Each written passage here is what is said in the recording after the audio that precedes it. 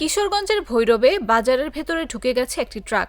এতে বাজার করতে আসা 2 ক্রেতা নিহত হয়েছেন, আহত হয়েছেন আরও 10 জন।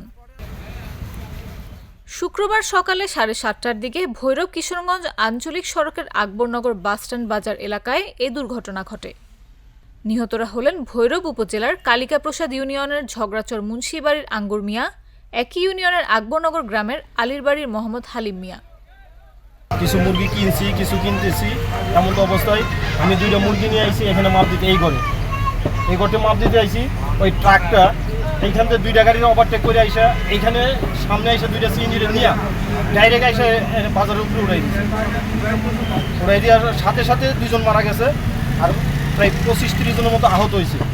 সকালবেলা এই বাজার সাজার করতে আসে, ট্রাকের ড্রাইভার তো বেশিরভাগই তারা অগুমা থাকে। হ্যাঁ, অগুমা থাকার ক্ষেত্রে এই দুর্ঘটনাটা হয়েছে। সম্পূর্ণ দোষ ট্রাকের ড্রাইভারের।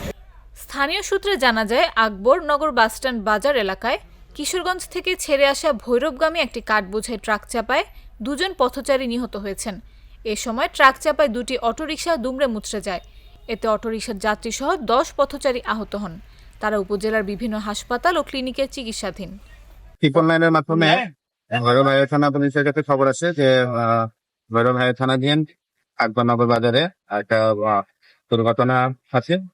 দ্রুত মোবাইল কিনে আসে, এসে দেখতে পাই যে ঘটনাস্থলে একজন মারা গেছে। একটা ট্রাক তাতে চাপায় একজন পেয়েছে আর কয়েকজন আহত অবস্থায়, গুরুতর আহত অবস্থায় একজন, এছাড়াও কয়েকজন সাধারণ জখম নিয়ে হাসপাতালে বসে আছে। তাদের সম্পর্কে আমরা এখনো কোনো তথ্য নিতে পারি নাই। এখানে একজন মারা গেছে। ঘটনাটা আসলে খুবই দুঃখজনক। রাস্তার পাশে এটা বাজার, এখানে সকলেই বাজার করতে আসে। বাজার যিনি মারা গেছে তিনিও নাকি ওইখানে বাজার করতেছিলেন, মুরগি কিনতে আসছিলেন, এই সংবাদটা আমরা জানতে পারছি। তো আমরা গাড়ি ট্রাক চালক হয়ে এখন পাই নাই, ট্রাকটা আমরা হেফাজতে নিছি। আর ট্রাকটা 2টা সিএনজি ক্ষতিগ্রস্ত করছে, সিএনজি দিকেও আমাদের হেফাজতে আছে। সানবিট সব দিবে সামাল। সানবিট ম্যাজিক প্রেস ডিশওয়াশিং এর মাথা ঘোরানো সলিউশন।